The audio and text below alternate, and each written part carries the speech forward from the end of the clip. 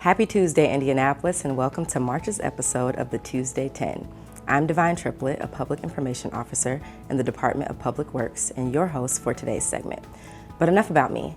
This month, we're spotlighting one of our amazing Mayor's Neighborhood Advocates, Lasima Packett, who represents Mayor Joe in Area 9, the near southeast side. If you live in this area, Lasima is your connection point for all things city government. Connect with her by visiting indy.gov and searching Mayor's Neighborhood Advocates. Speaking of Lasima, this month's neighborhood spotlight is Christian Park, part of Lasima's M&A area. The Christian Park neighborhood offers a more suburban feel with quiet streets and a family-friendly environment. Of course, with the park of the same name within its boundaries, this neighborhood is also the perfect place for outdoor activities and relaxation. Christian Park features a splash pad for children and a playground that will soon be getting an upgrade thanks to the Lilly Endowment.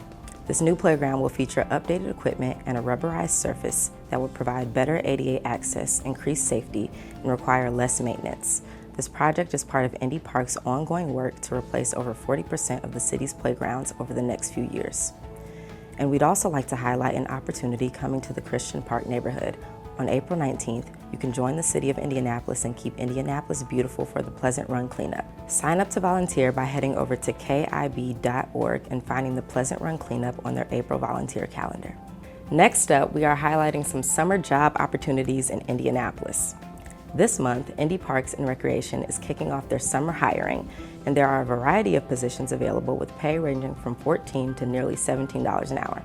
Plus, if you complete all registration by April 4th, you'll have the chance to earn a $500 bonus. So, we hope you will consider working in your local parks, doing cleanups, supporting the youth as a camp counselor, or as a lifeguard at your favorite pool. Residents as young as 16 years old are welcome to apply, so act fast if you want to spend your summer in the sun.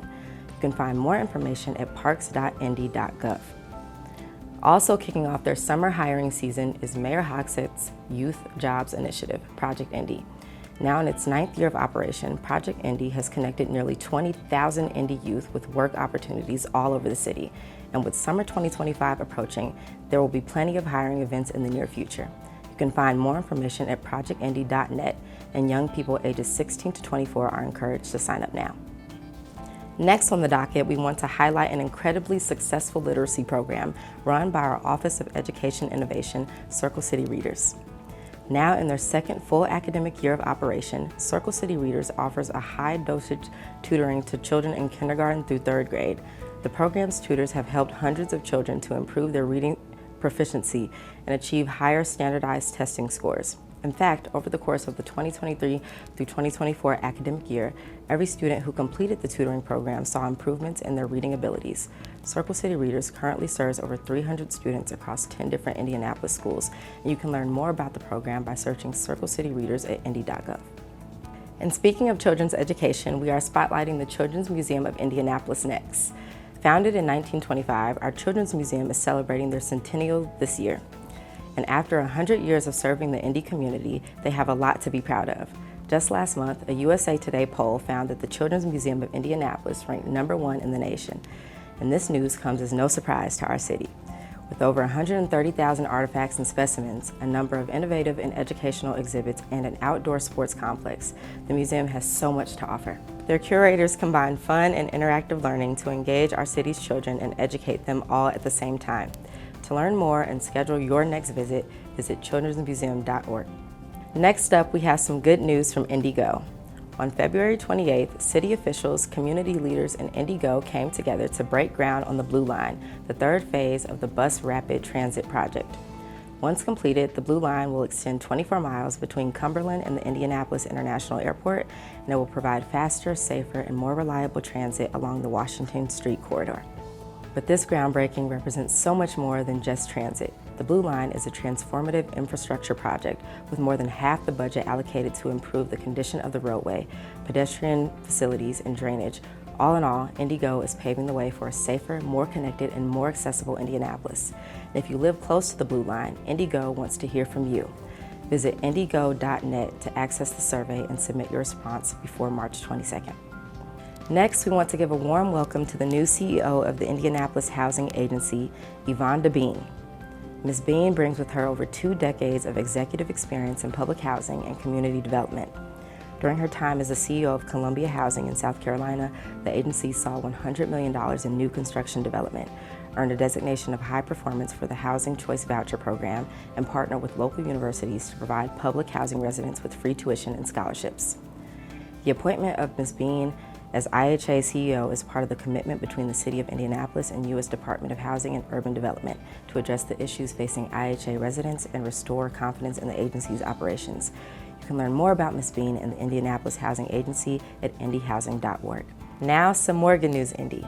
The Damien Center is expanding their Near East Side campus, and their newest addition is Cafe Astara. Having opened just last month, Cafe Astara is a coffee shop and eatery whose proceeds will support the Damien Center's work in fighting the impact of HIV and AIDS in Indianapolis. It will also build upon the workforce training services that the center offers, expanding their capacity to serve more than 500 individuals annually. In addition, the cafe will serve the surrounding communities through its intentional curation of a safe, welcoming place for the LGBTQ+ community. So be sure to check out Cafe Astara and support the Damien Center, whose great work has been affecting change in Indiana since 1987. Next up, we are celebrating Women's History Month. This March, we hope everyone will take the opportunity to learn more about the incredible women who helped to shape both our Indianapolis home and the world around us.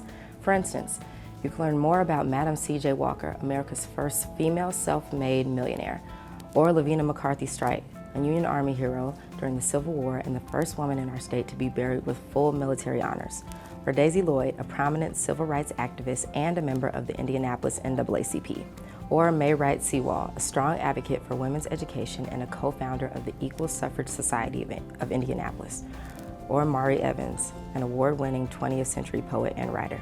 And this is only a few of the women who have made lasting impacts in our city. You can learn more about them and many others by visiting the Encyclopedia of Indianapolis website at indyencyclopedia.org. So happy Women's History Month, Indianapolis. But Women's History Month isn't the only thing we'll be celebrating this March. Just like the rest of the country, we will also be honoring Irish American history through a celebration of St. Patrick's Day on March 17th.